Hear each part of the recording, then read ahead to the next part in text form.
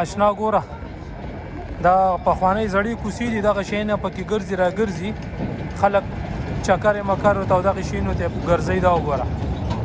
ډېره خیرن بچوله دی خیال دی اوس خبره څه ده دا یو زړه علاقه ده ګوره هغه غریزه غونته پخوانی ځایونه دي هغه کړي دي برابر کړي دي دا وګورئ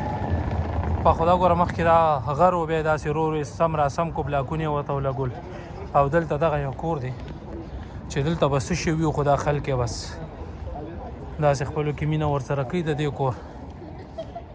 او فرنچ کې لیکلي دي د ګلونو کور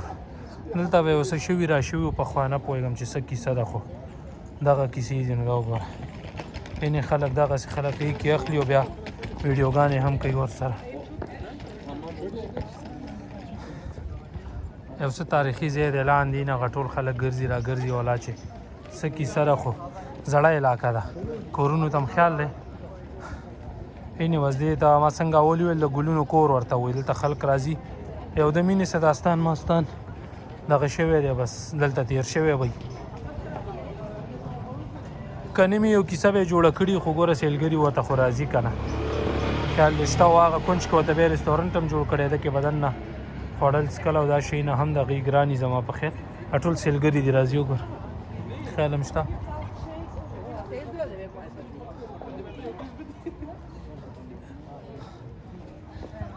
همدغه حال دی ښه فیصلې والا اوس څه کوي وایي هم که څه کوي را سره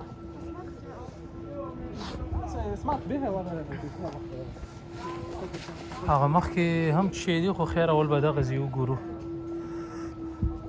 دا ګوره دې سره خلک تصویران وباسي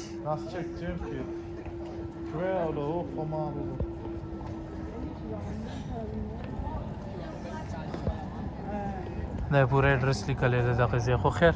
مخکې مړم خلک هم دي خو خلکو سره زموږ څه کار دی دا خو ټول سیلګرۍ ځایونه دي وروره ویډیو اجازه ده اوري چې نه یې مني کور کې به کښېني دا ګوره دا هم یو پخوانی ځای دی خیال دی شته هوا څومره زوړ ځای دی اشنا ګوره دا ټوله غریزه علاقه ده داسې ښکته هم لاره تلې ده باره مو خلک ګرځي را ګرځي او دا کیسې دي وګوره وړو وړو ځایونه دي خلکو څومره کار اخیستی دی خیال دی شته یعنې دغسې را ټول چڼۍ ده بس زاړه کورونه زړې کوڅې هغه غرونو هغه حساب کتاب لارې پکې جوړه کړې ده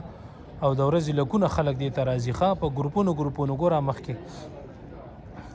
یعنې داسې ټول فیملیانې د کالج ملګري د